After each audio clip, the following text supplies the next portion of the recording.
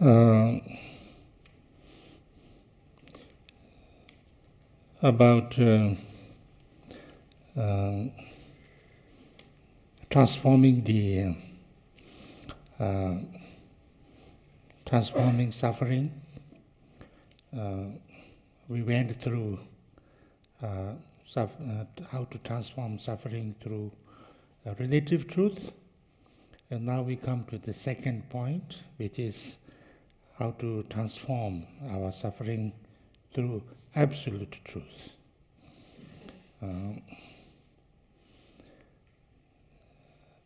It says in the root text, by means of reasoning such as the refutation of production from the four extremes, the mind is drawn towards emptiness, the natural condition of things, a supreme state of peace, and there it rests.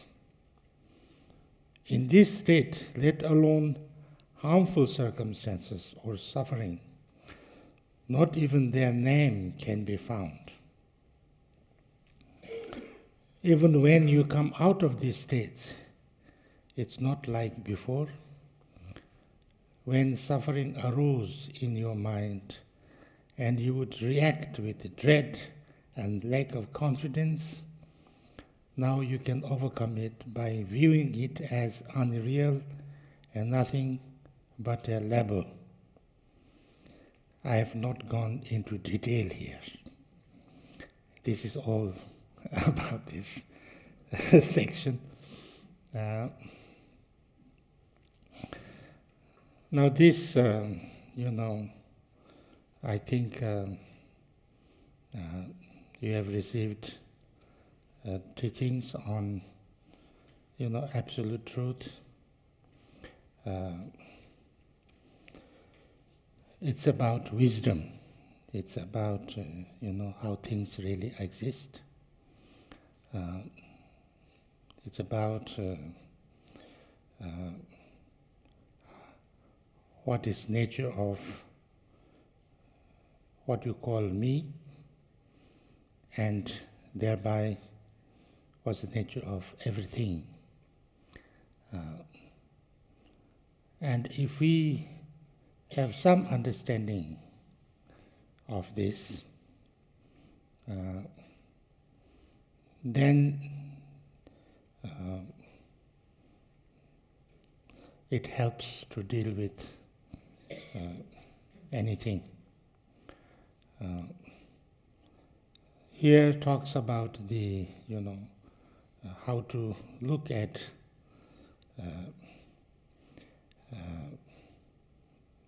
anything from four points of view, four extremes they call it. Does it exist? Does it not exist? Does it both? Or is it none? This is called four extremes because it's the four ways of looking at something.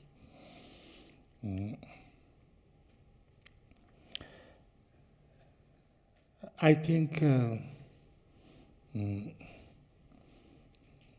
you must have heard about the understanding of selflessness, selflessness of the self, selflessness of the phenomena. We sometimes talk about the understanding concept of emptiness. So this is about those things here. It's not so difficult to understand intellectually. We can intellectually have some understanding of this. But it is very difficult to understand experientially. And if we have some understanding of this experientially, then all problems are solved. But that's a little bit difficult. So usually, I try to reflect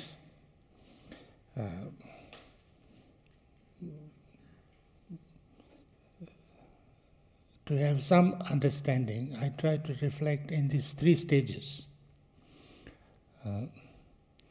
impermanence, interdependence, and then emptiness.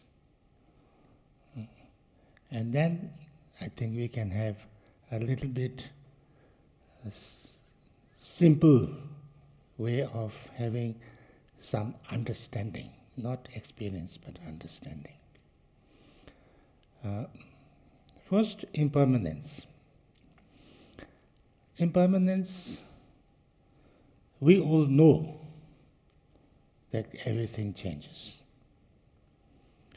Everything changes. There's nothing which doesn't change.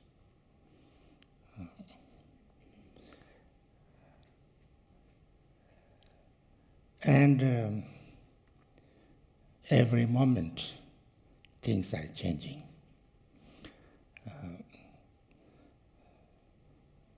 Sometimes, as we discussed yesterday and this morning also, everybody who is born will get old and die. Everything that comes up also comes down. Everything that grows also decays and falls down. Everything that starts also ends. That's the way things are. That's the nature. We know things change, but sometimes we don't know how things change.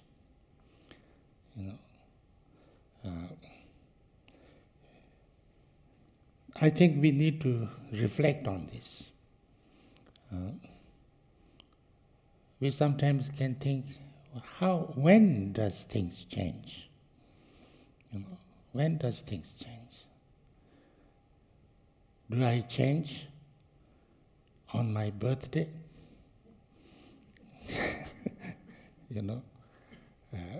I'm 80. No, I'm not 80 yet. I'm 66.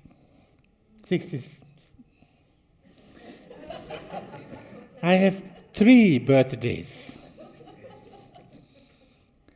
I have 3 birthdays. One is yesterday, 25th of May.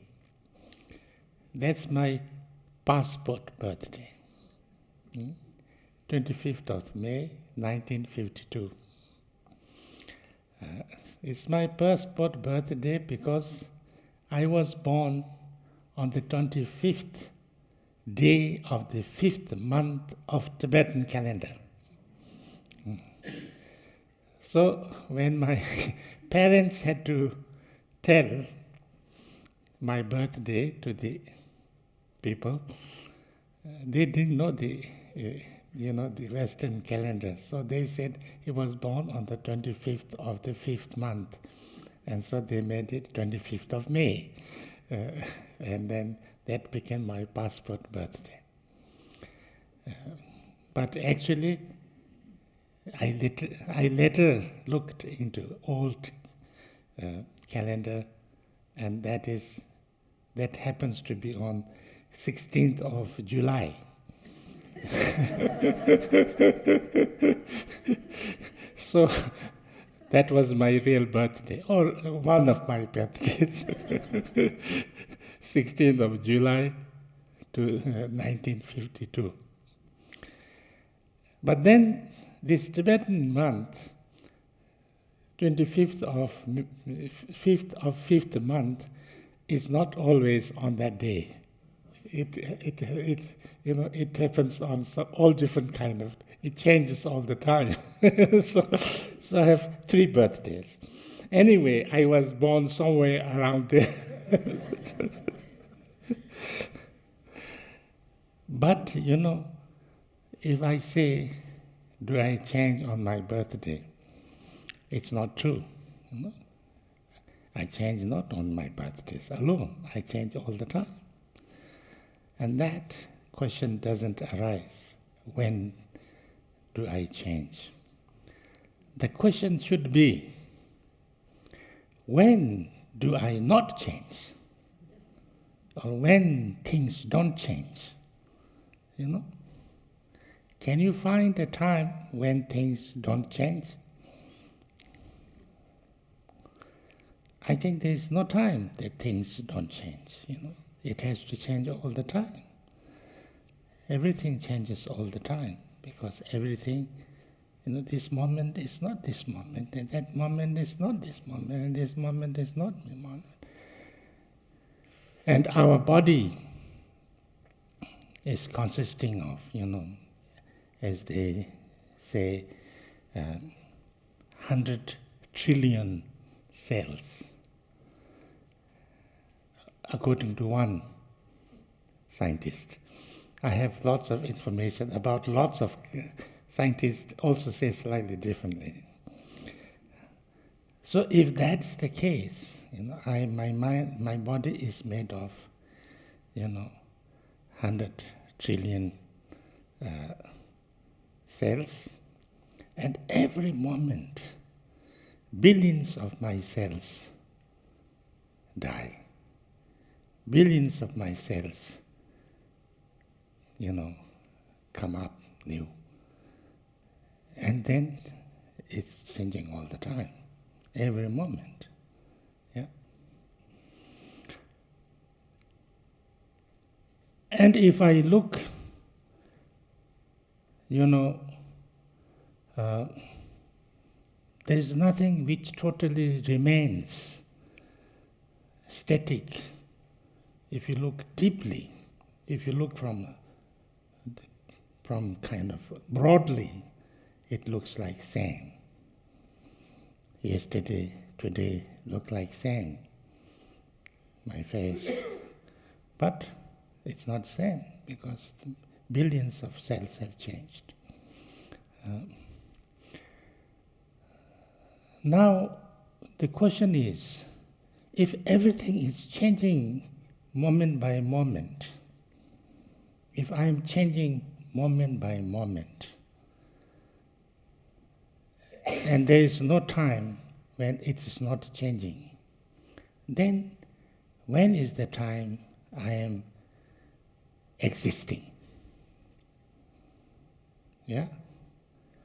Because if I'm existing on my own, it has to be time when things are not changing. Because when it's changing, then I'm not existing, because I'm changing. And when I'm changing, when everything is changing, and why I'm changing so much, why everything is changing so much, why my body is changing so much, because it's made of so many things. Because it's made of so many things, and it is not one thing, it's so many things, and so many causes, and so many conditions. That's why it's changing all the time. If it was one thing, then it would be one thing, but it is not one thing. One is coming, another is coming, another, so many things. It's like,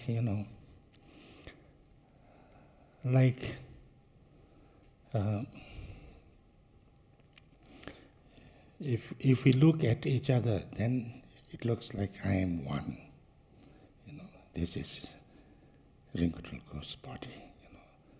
This person. But if you look deeply, my body is not like one. My body is like, almost like a galaxy. Yeah? There's lots of space in me. According to Buddhism, according to higher tantras, we say our body is come to den, 6 elements. Everything is, every body, my body. I am, not my body. I am 6 elements, we say. What are the 6 elements? Earth, water, fire, air, space. Space. 5th is space. And 6th is consciousness. So that's me, Now, all this matter, like flesh and bones, and it comes out from earth element. And the blood and moistures are of water element. Then the heat is coming from fire element. Then the air, the breathing, and movement coming from wind element or air element. And we need that, we need lots of space. Everybody, everywhere has lots of space. If there is no space, then it wouldn't work. So all the space, that's the space element. And then we have consciousness.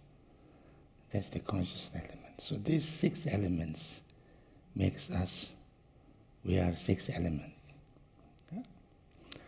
So the body is, the 5 elements are same as all 5 elements. It's, is it me? Am I earth? Am I water?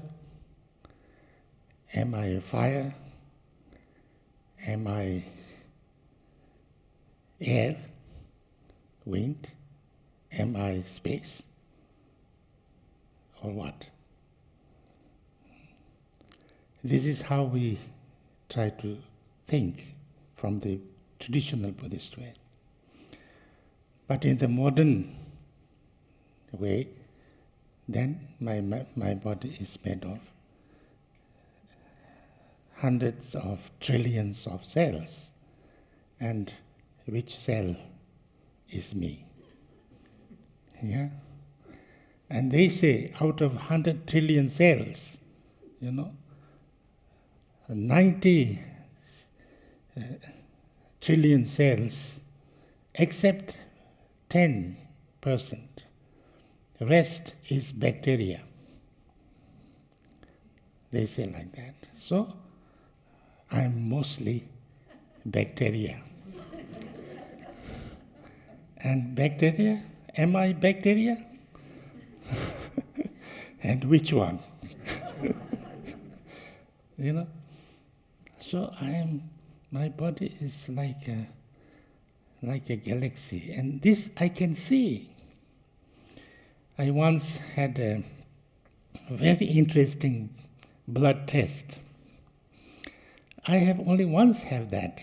I don't know. I can't find it now where it was, but I think it was somewhere in Belgium. They took me to a doctor, and then he took,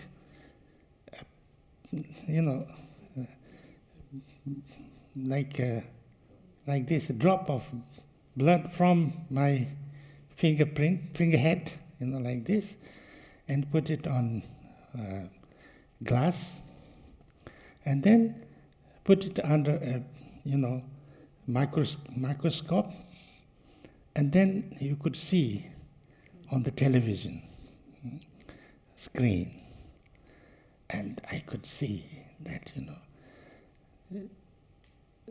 from the drop of blood, and that was also put like this, and into many just little bit of that, I could see there like everything moving, the huge, like big things coming, small ones coming, it's like, it looked like a galaxy, it looked like, this Star Wars thing, And then big things coming, small things, and big things are eating up small things, and it was really like a war going on, and that's just tiny piece of my blood,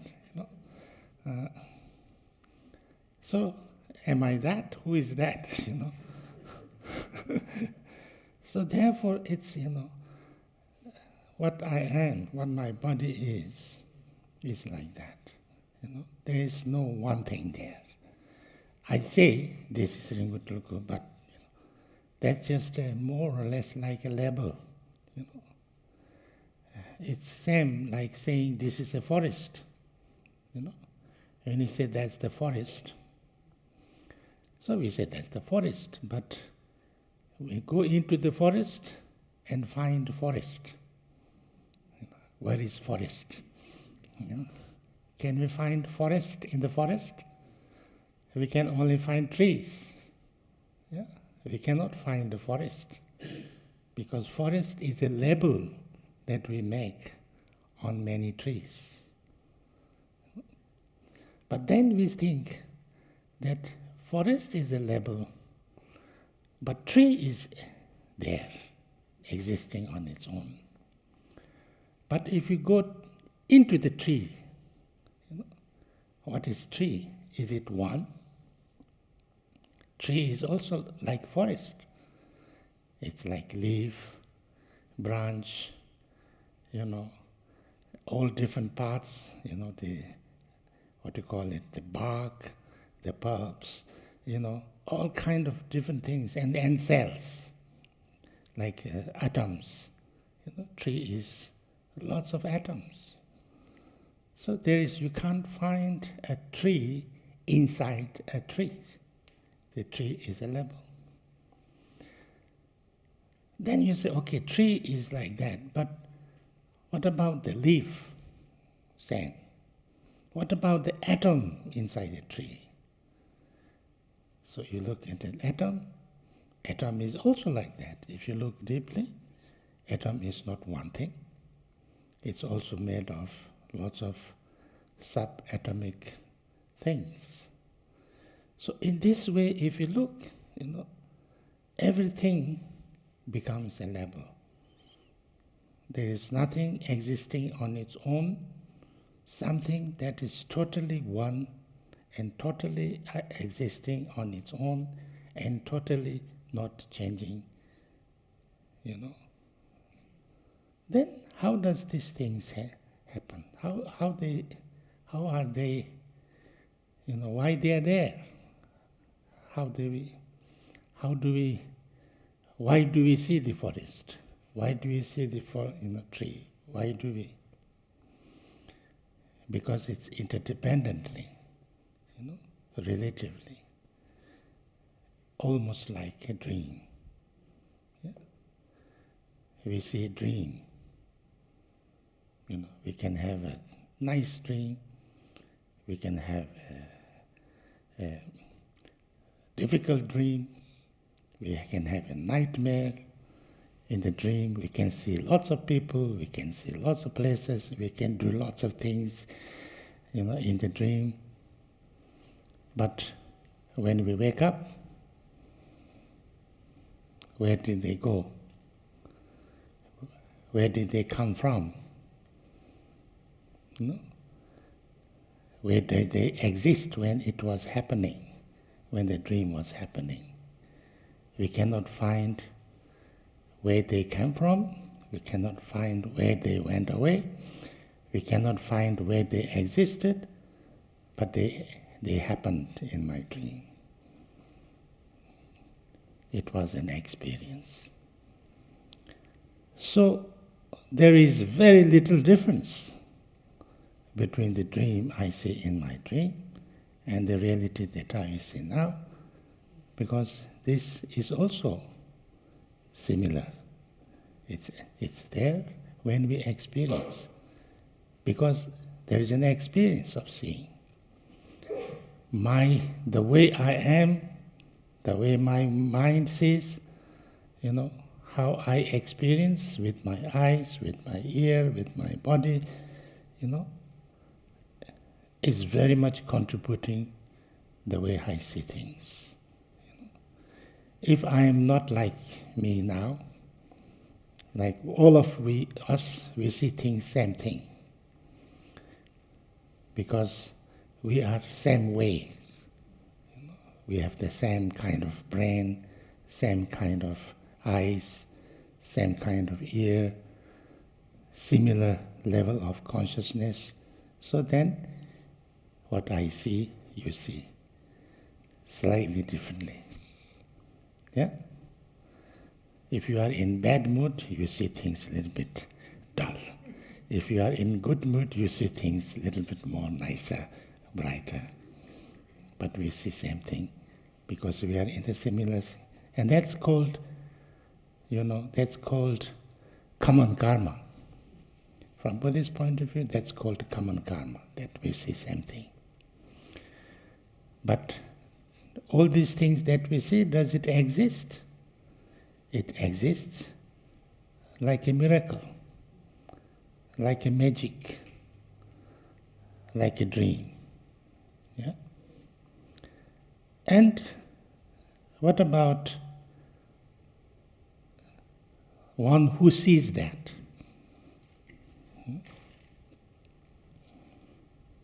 All these things, the object is like that.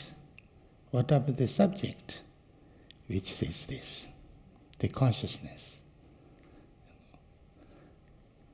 It's also like that. Where is our consciousness? Is consciousness water? Is consciousness air? Is consciousness fire? Is consciousness earth? Is consciousness space? Or something else? What is it? Where does it exist? How does it exist? It's also similar.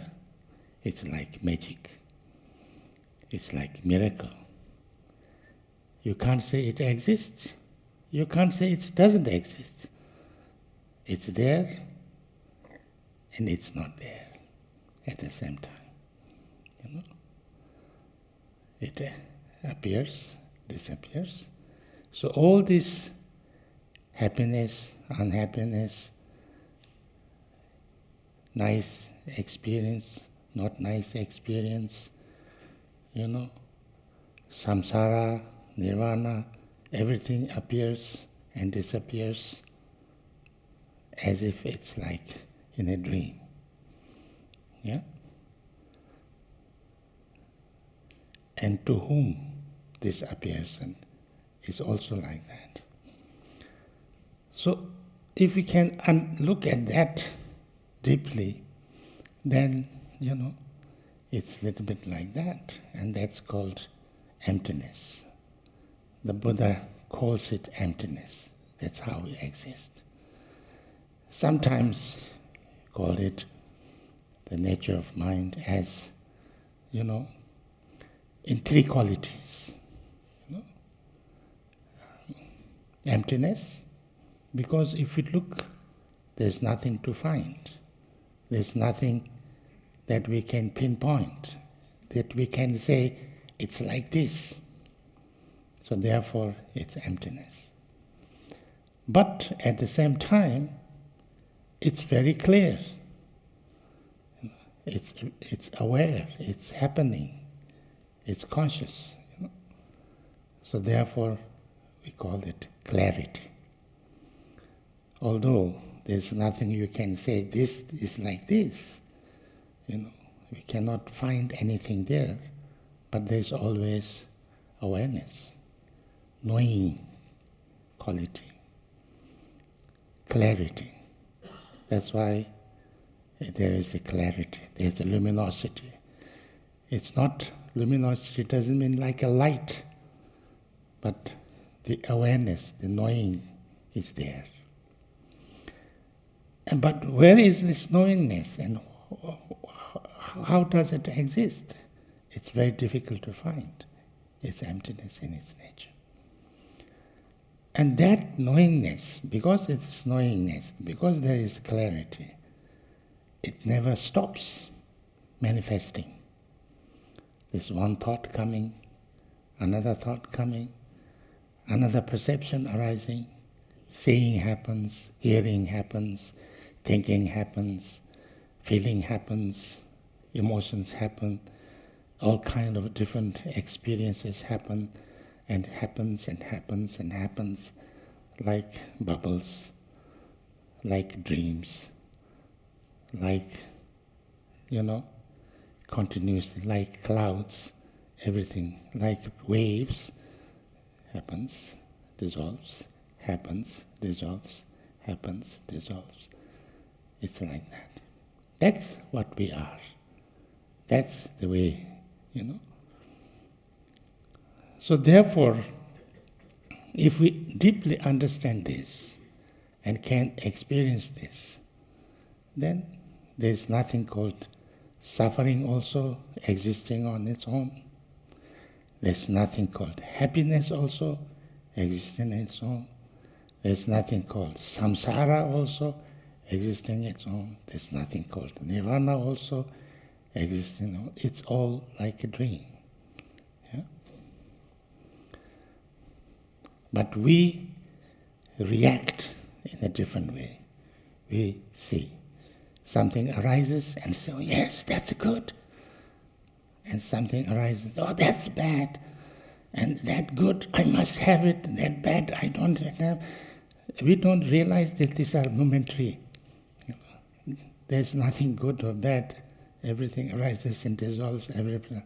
But we see it as something really real.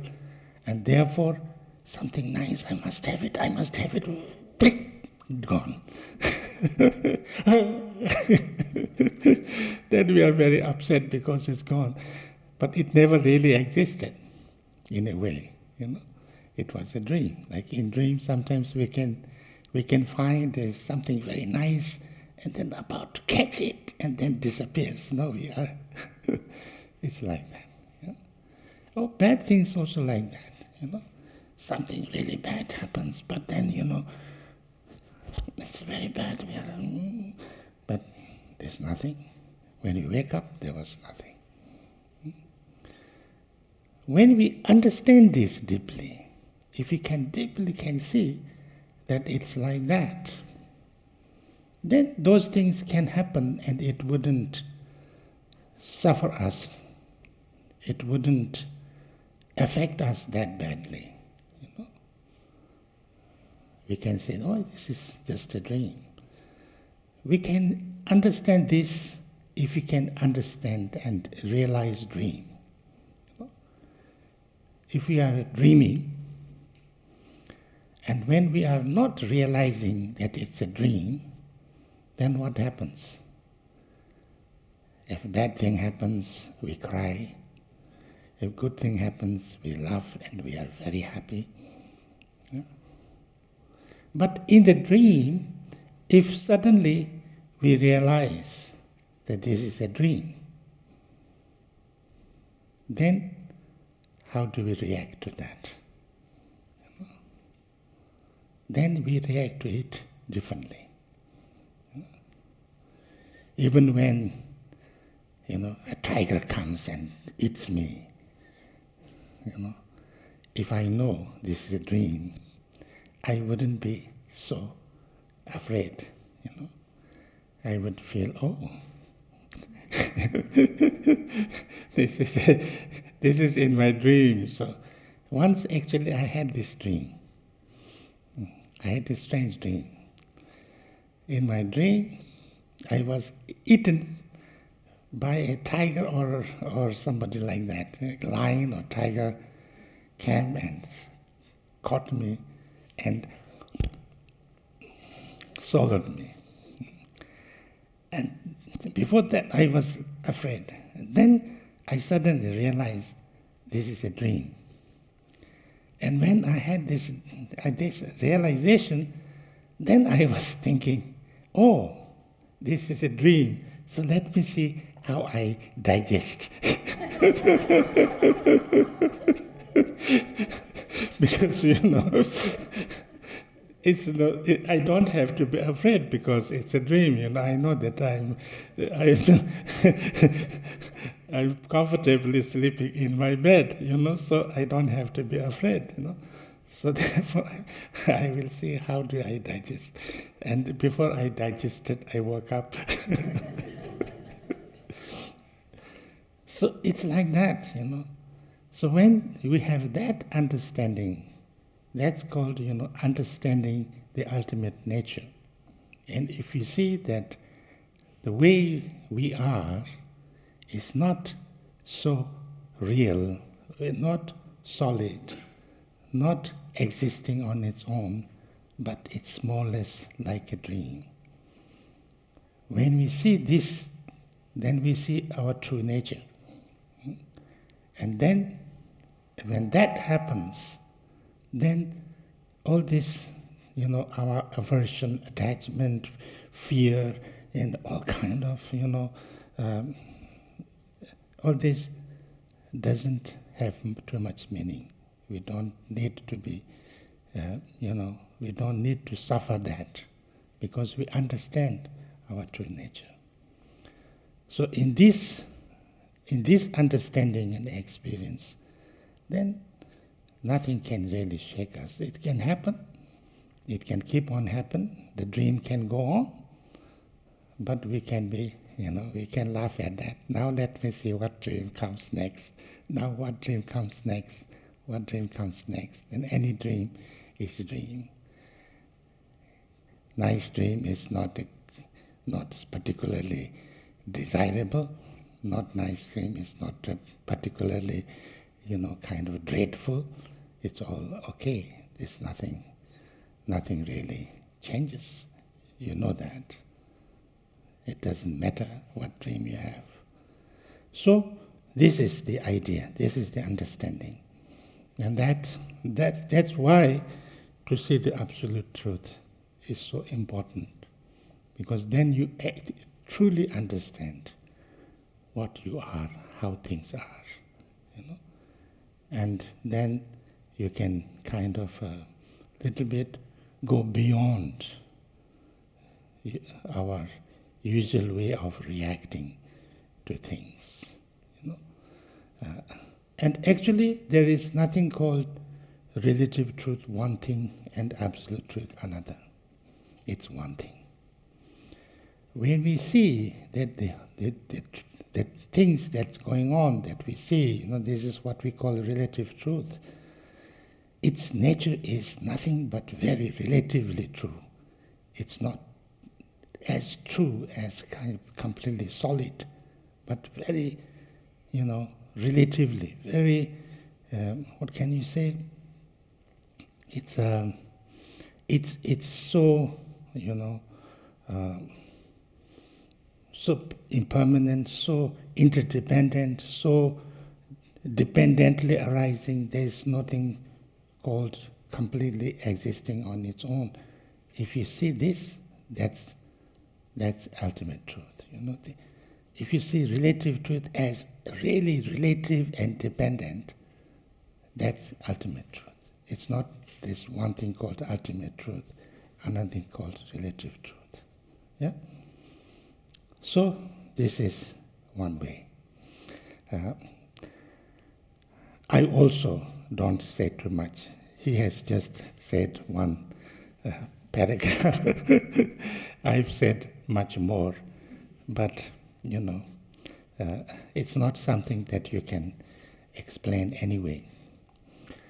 Now we come to the second part, how to use happiness as the path to enlightenment. So as we,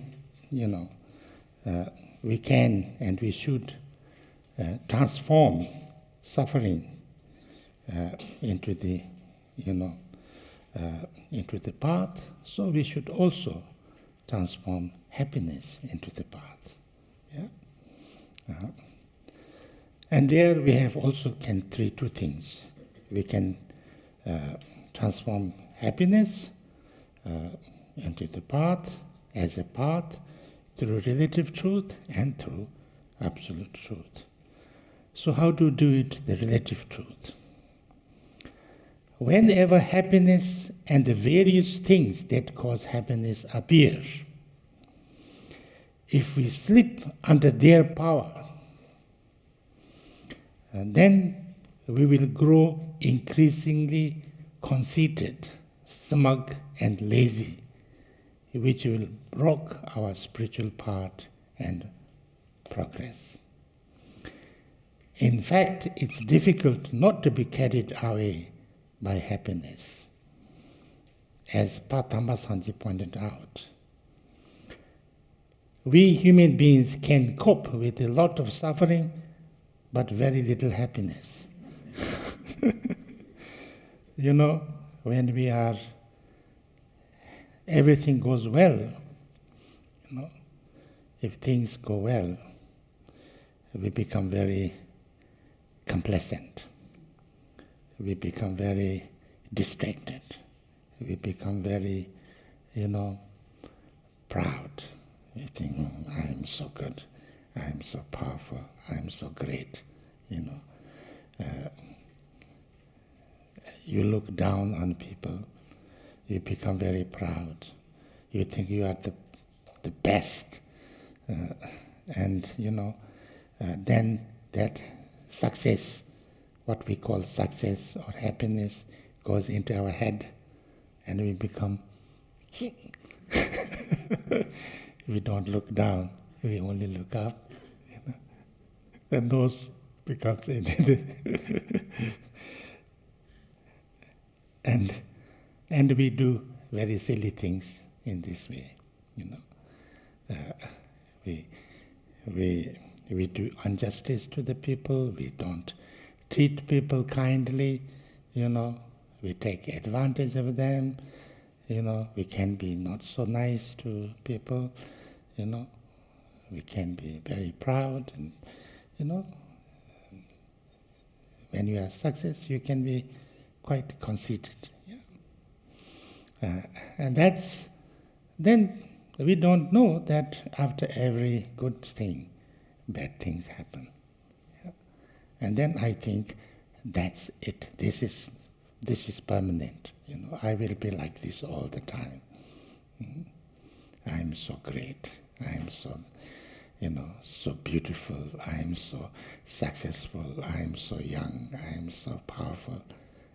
And then next moment you think, oh, you don't look like when you have immediately, you become aged, everything changes, or before that also, all things, and then,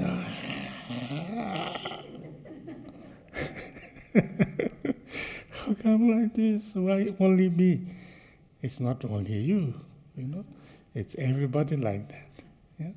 So therefore, we need, that's a good thing, happiness, It's a good thing, happiness, but it's also changing, It's also impermanent. And if it goes into your head, and then you become too complacent and too proud and things like that, then you create lots of negative actions, and then you fall down, and you have continuously problem. And also you never know how to be, contented. This is a problem. You can be always, I'm successful now. Oh yes, I have one thing, now I need two. I have two now, I need 10.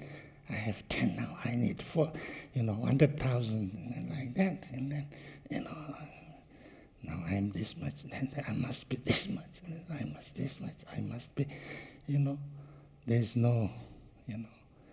there's no limit. That's like Mahatma Gandhi said, He said that this world has enough resources to fulfill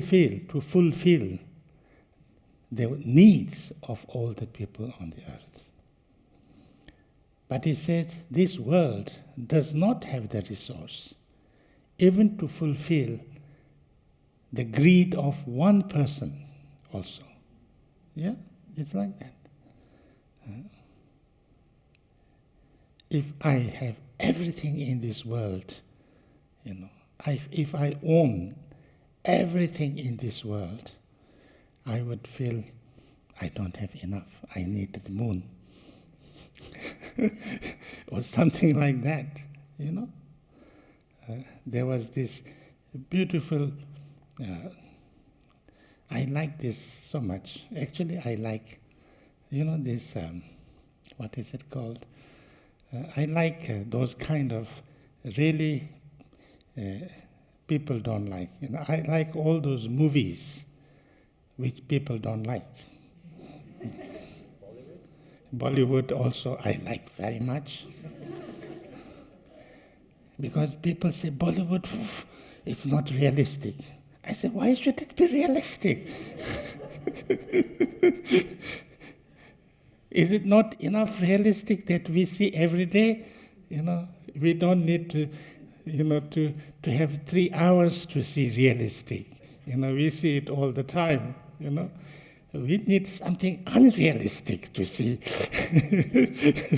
for 3 hours, which is not what we usually see. That's my opinion. But this is kind of realistic, actually. What is this called? The English movie 007. James Bond. Usually I don't like English movies. I even tell there are some directors, Irish or English, my friends. I tell them that they are very jealous about Hollywood, They say, this Hollywood is, useless films. It sells so much, and we make such a nice one, and nobody watches. What is this? I say, because you don't know how to make. You don't know how to make movies. You made it too boring, There's no action. You're just talking. Why should anybody look at somebody talking all the time? You should make it, action-packed, like James Bond. But in this James Bond, there is also action. There's also beautiful girls, which I like. Why not? But the story was very interesting, because there was one scientist, and maybe some of you have seen. There's one scientist, and he wants to do what? He wants to create a war, nuclear war. He wants to create a nuclear war between, America and Russia and things like that. And then, with this nuclear war, he wants to kill everybody in the... Huh? Yes, that's the one.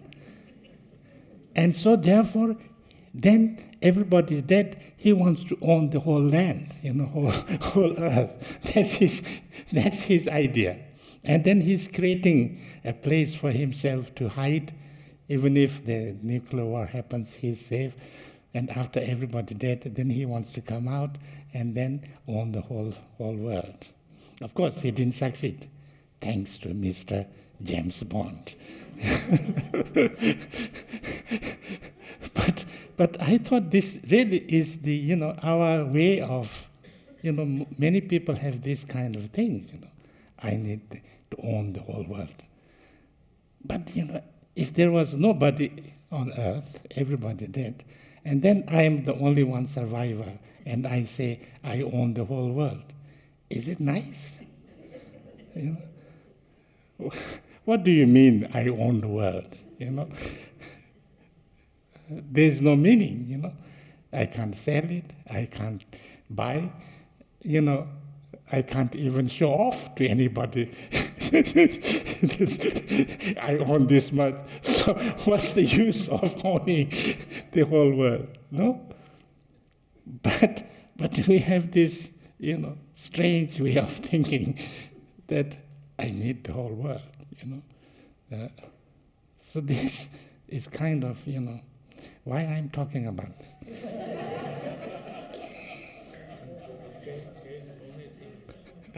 Huh? Yes, I said only James Bond. Of course, they make good films nowadays. You know, they made the, what is it called? Is this English, or is this you know, this magician boy?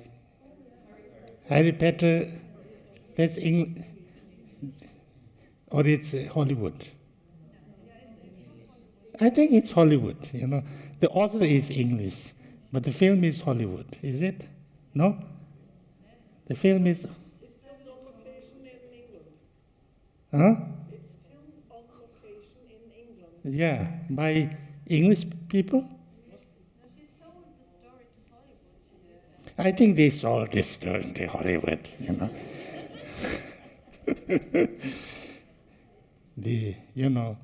The Harry Potter, then the, you know, that Lords of Ring, you know, so nice, Lord of Ring. No? It's also really meaningful. I like this. But Tolkien is a hero in Oxford. He was a professor of Oxford, and you know, there's big things. He's in Oxford. He's worshipped like God. You know, there's an exhibition of him and things like that. Anyway, that's different. He composed a new language and things like that. Anyway, that's beside the point. So, what I'm trying to say is that, you know, happiness and success and all these things, you know, can go like that. We can be without any, you know. So, it can land us into more trouble. You know, that's why it can, you know, success can go into head, and then we can. And that's why we need to open our eyes in whatever way we can to the fact that happiness and the things that cause happiness are all actually impermanent and are by nature suffering.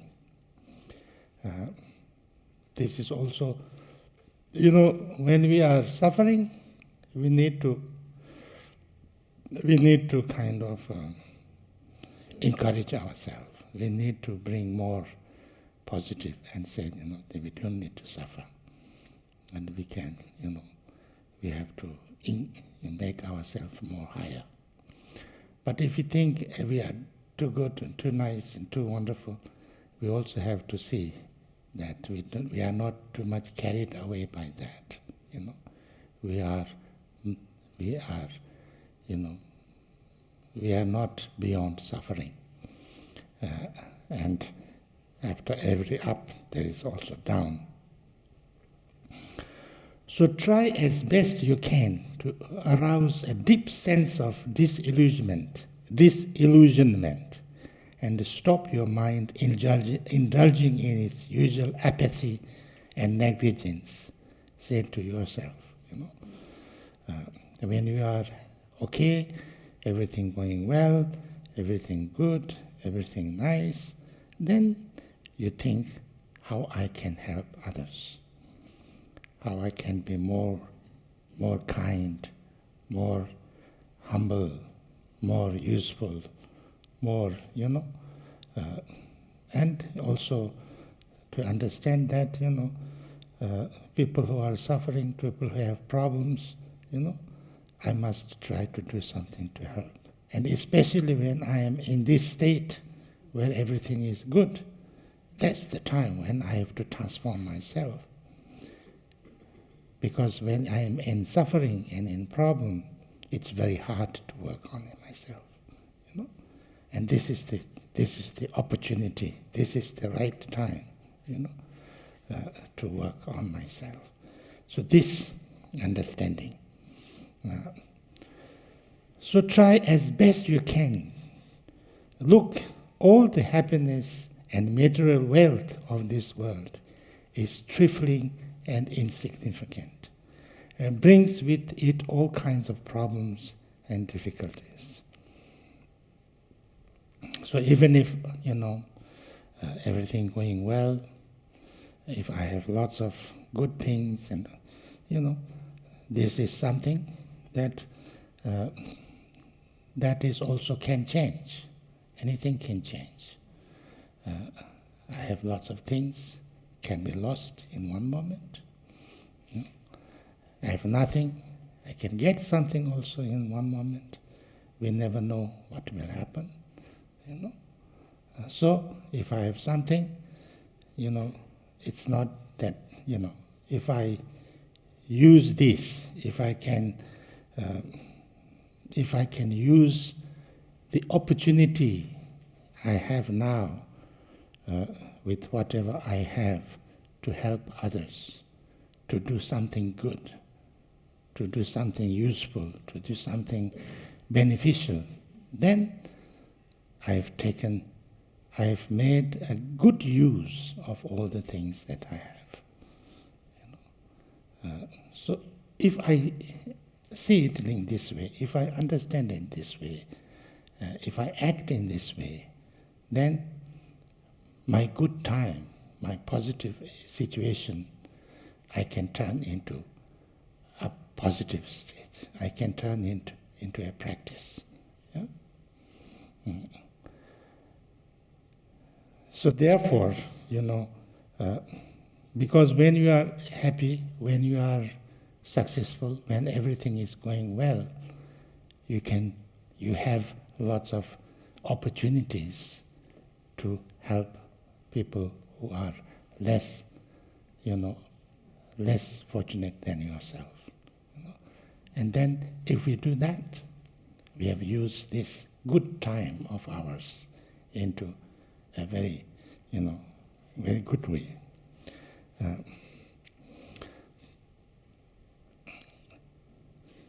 Buddha said that someone whose freedom is impaired by suffering will have great difficulty attaining enlightenment. But if someone who is happy, it is easier to attain.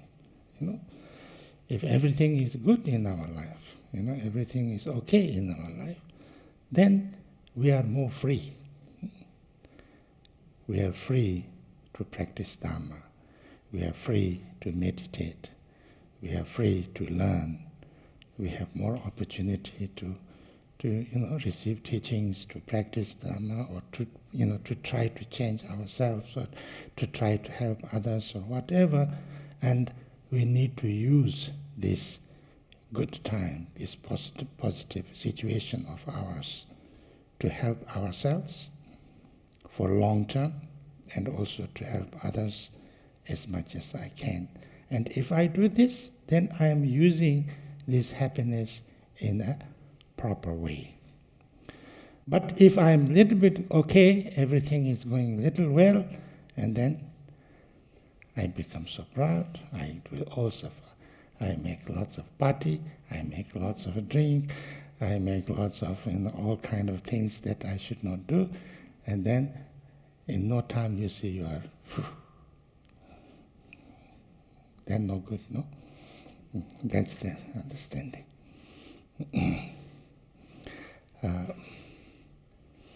What good fortune then to be able to practice the Dharma in a state of happiness like this.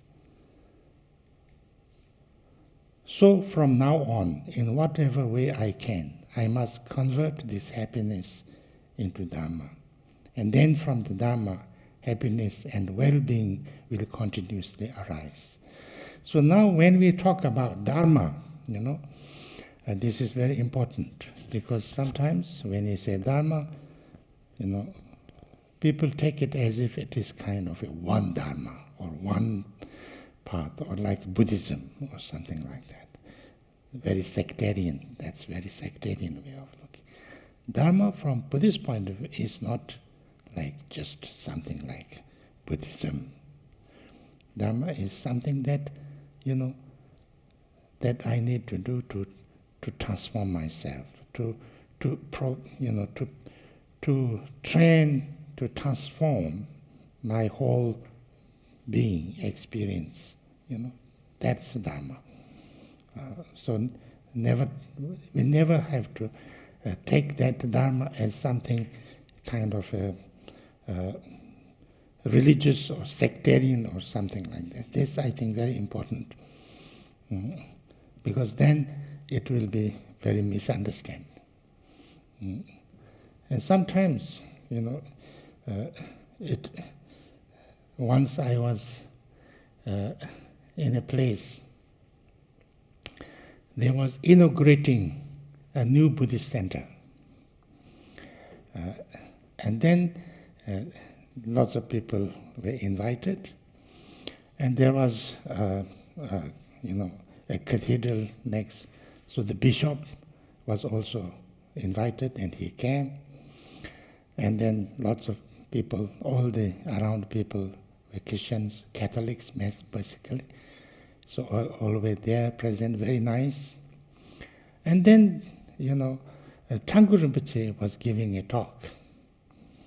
So he was saying at the end that, it's very nice that we've started this center. So now let's all practice Dharma together. And then the translator was saying, let us all practice Buddhism together.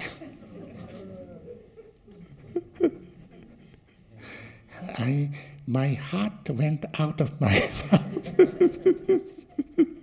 He didn't mean this at all. He didn't mean that we have all become Buddhists. That's not what he meant. But the translator said like that.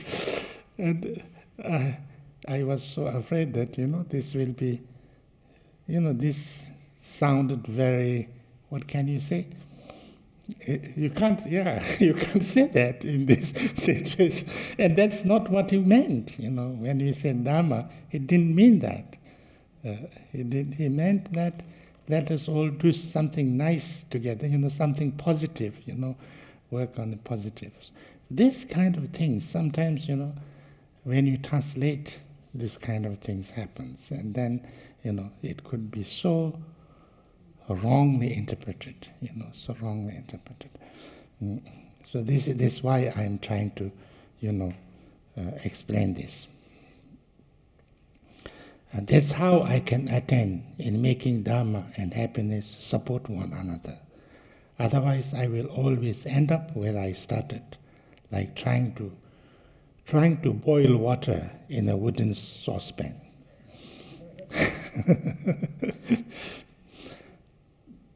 The main point to get here is that whatever happiness, whatever well-being comes our way, we must unite it with Dharma practice.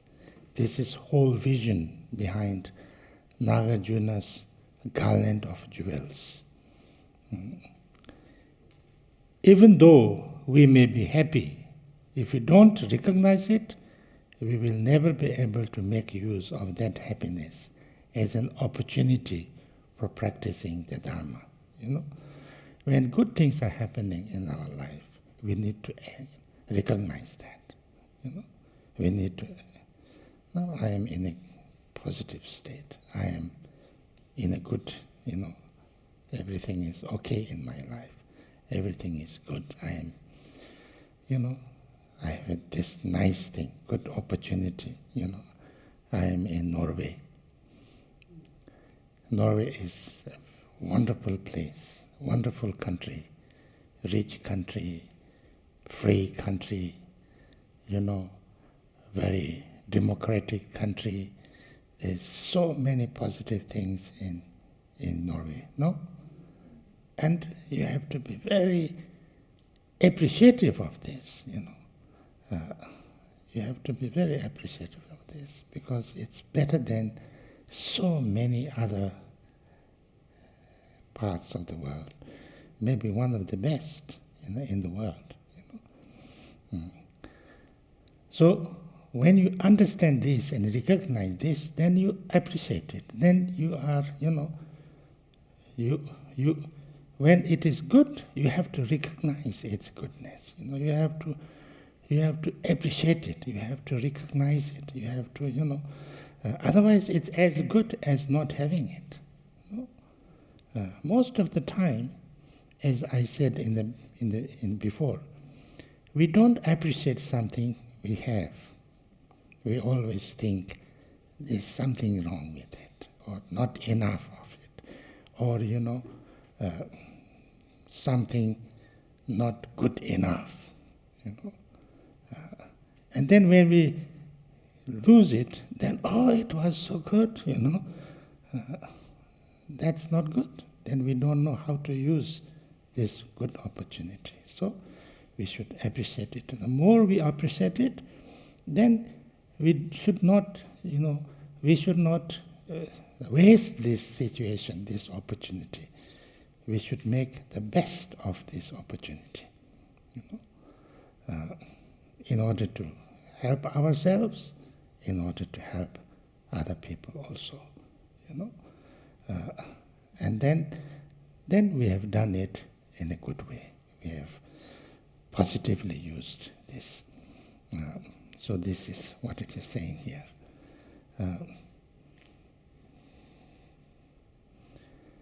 Instead, we'll be forever hoping that some extra happiness will come our way, and we will waste our lives in countless projects and actions.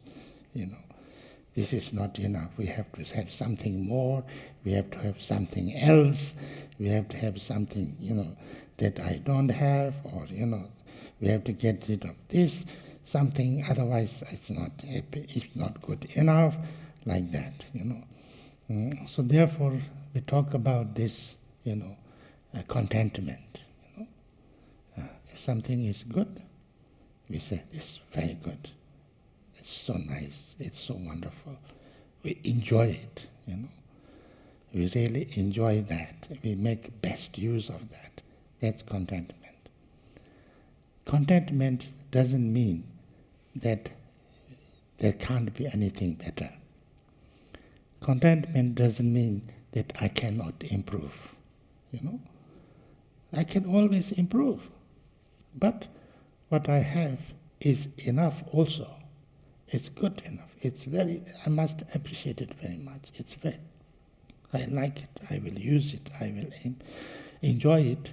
But there's nothing wrong to improve on it also. Yeah. Sometimes people don't understand contentment. People think that if you have contentment means you have blocked all the chances or possibilities to improve. That's wrong. And sometimes people think that you have to be always hungry and unhappy to improve. That's also not totally true. You don't have to be, hungry and, terribly kind of, what can you say, uncontent, unsatisfied to improve. The success brings success, not failure brings success. If you are good at something and you enjoy it and you can do well, then you know that you can do a little more good. Yeah, and you can, like that. You should appreciate. You should feel good at, and then you can also do more good.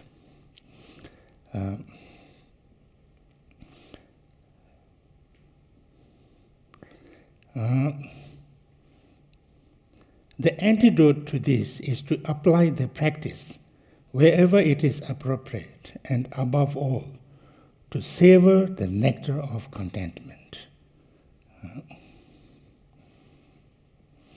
There are other ways of turning happiness into the path, especially those based on recalling the kindness of the Buddha, Dharma, and Sangha, on the instructions for training in bodhicitta. But this will do for now. As with using suffering as the path, so with happiness too, you need to go to a solitary retreat environment and combine this with practice of purification, accumulation, merit, and wisdom. So this is, also when you have very good, everything is okay or a little bit happy, then also, generate compassion, generate bodhicitta. I am in this state of good, everything is going well.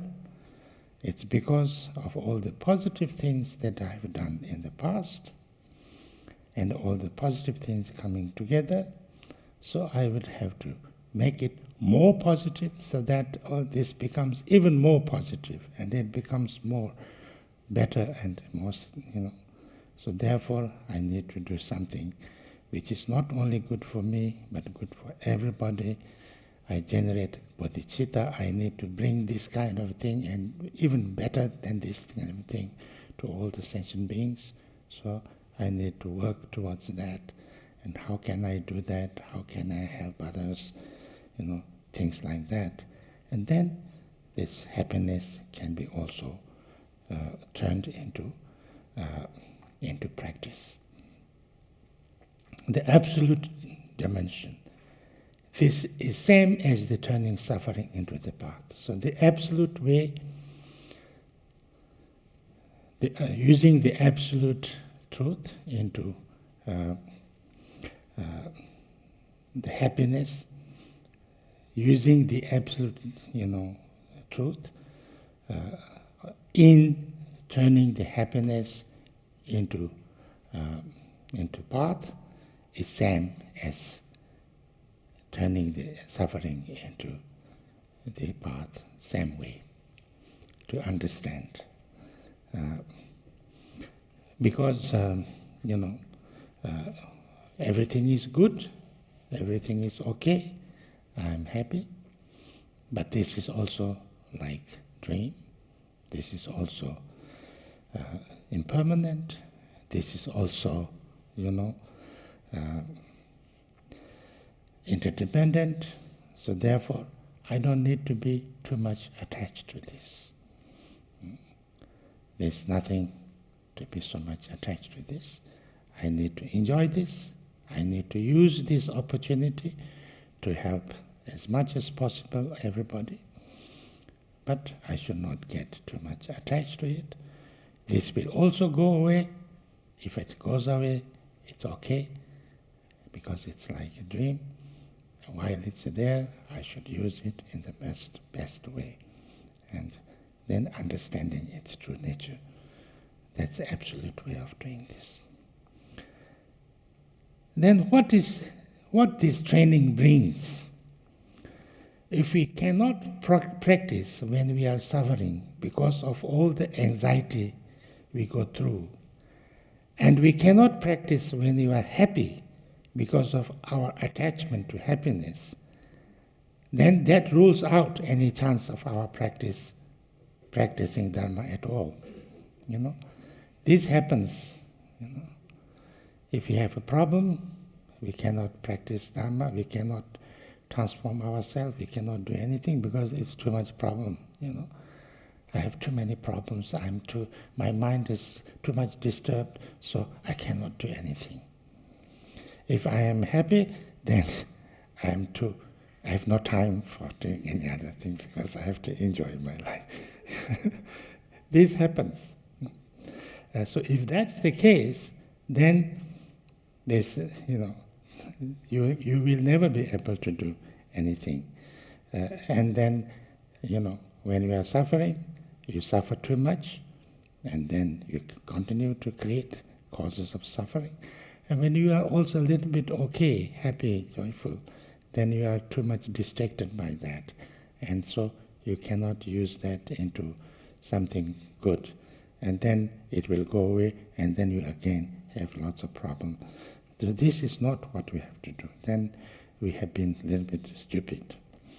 So we need to, whatever comes, if good things come, we should use it in a proper way, with a kind of intelligent way, wise way, and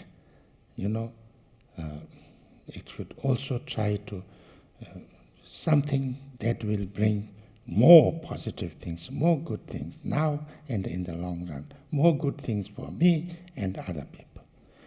When we are also in a difficult situation, also instead of getting totally lost in that and totally overwhelmed with that, we use that time also to do something positive, to turn that into a positive state, and then use it in a good way and bring ourselves out of that negative side through our understanding, clarity and wisdom.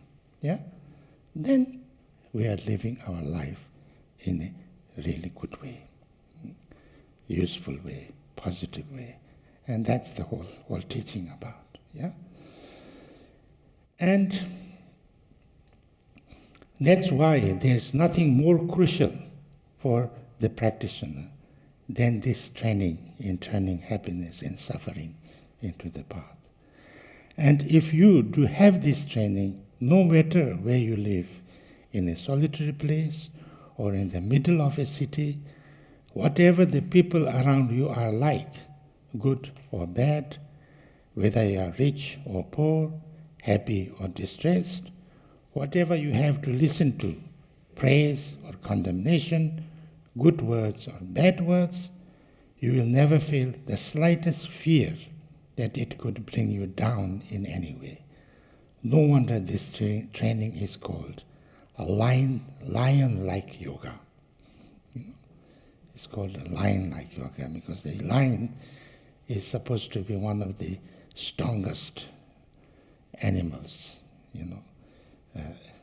and not have to fear anybody else in the animal world. So therefore, he's kind of confident all the time.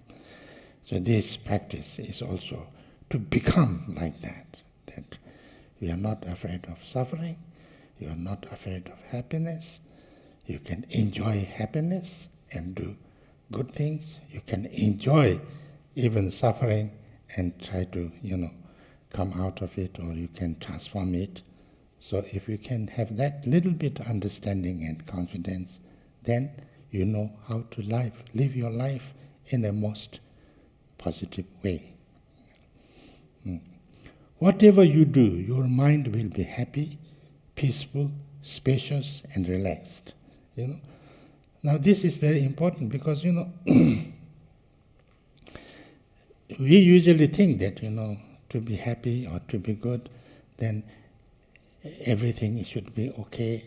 Everybody around us has to be very good. We should have good neighbors. We should have good, everything should be good. And that is not always possible. Yeah. That's not always possible.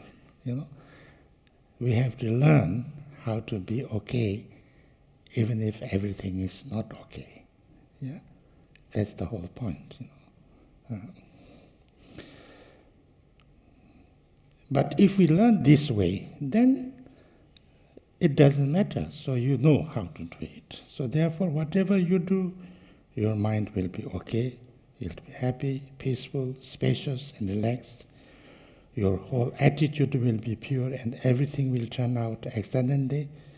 Your body might be living in this impure world of others, but your mind will experience the splendor of an unimaginable bliss, like the bodhisattvas in their pure realms. It will be just as the precious Kadampa masters used to say, keep happiness under control. put an end to suffering.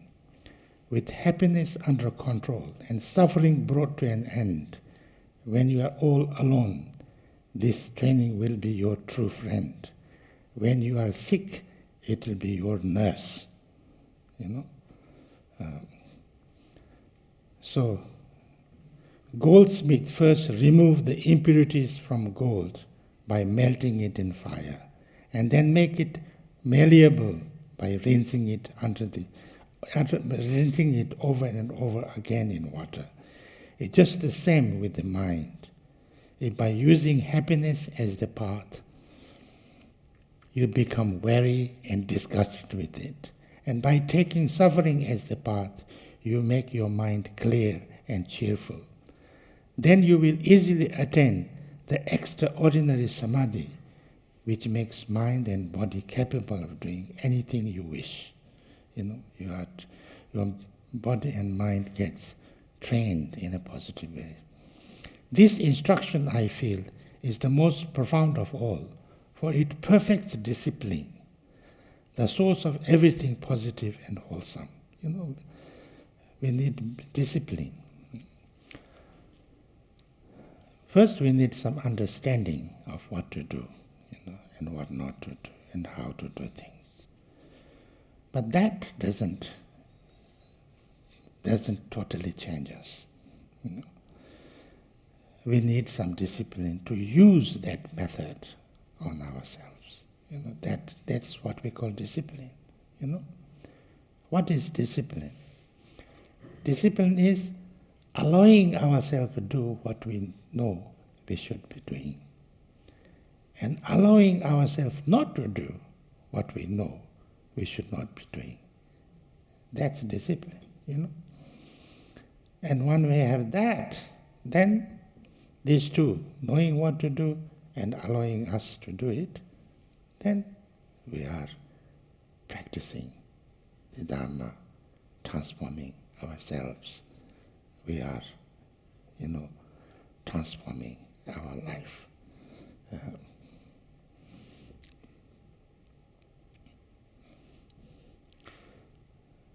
This instruction, I feel, this is, I think, source of everything positive and wholesome. This is because not being attached to happiness creates the basis of extraordinary discipline of renunciation, and not being afraid of suffering makes discipline completely pure. Not having too much attachment when there's to the happiness, but not having too much fear also to the suffering. And then we can have this, the right state of mind. As they say, generosity forms the basis for discipline, and patience is what it purifies it. By training in this practice now, then when you attain the higher stages of path, this is what it will be like. You will realize that all phenomena are like an illusion, and to be born again is just like walking into a lovely garden. Whether you face prosperity or ruin, you will have no fear of negative emotions or suffering. This is how the bodhisattvas say they are like that, going from one life to another, even in kind of very, negative realms, is seen as walking from one nice garden to another nice garden. Because, they know how to deal with suffering, how to deal with happiness, how to deal with success, how to deal with failure. So nothing can totally, make them suffer, or make them, make them overwhelmed. Here are some illustrations from the life of Buddha. Before he attained enlightenment, he abandoned the kingdom of a universal monarch as if it was straw, and lived by the river Naranjana without a care for the harshness of the austerities he was practicing. What we showed was that in order to accomplish our own ultimate benefit, the nectar of realization. We must have mastered the one taste of happiness and suffering. Then, after he attained enlightenment, the chiefs of humans and gods, as far as the highest realms, showed him the greatest reverence, placing his feet on the crown of their heads and offering to serve and honor him with all manner of delights. However, a Brahmin called Bharadwaja abused him and criticized him 100 times. He was accused of sexual misconduct with the impudent doctor of another Brahmin. He lived off rotten horse fodder for 3 months in the land of King Agnidatta and so on, but he remained without the slightest fluctuation in his mind, neither elated nor downcast like Mount Meru, unshaken by the wind. He showed that in order to accomplish the benefit of sentient beings, again we have to have mastered that equal taste of happiness and suffering. You know, there's a very nice film on the life of Buddha, made in India, a serial, you know. It's in Hindi, but there is English subtitle. Have you seen it? It's 55 long episodes. Buddha. Where do you find it? On Flex, what is it called? Netflix? Yeah, Netflix? Netflix. You find it on Netflix, Netflix, and it is, you know, very long, but very nice. You know. I spent 1 month.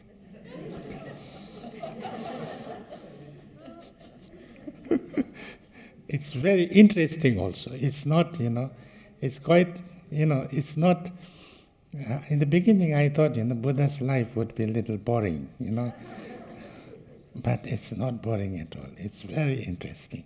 It's very nicely made. It was made in India, and somehow I think India didn't allow it to be shown on TV. I think they didn't allow. I think that because I have never seen it on the television. But it's there and it's on there. It's translated into Chinese, it's translated into even Tibetan. It's beautiful.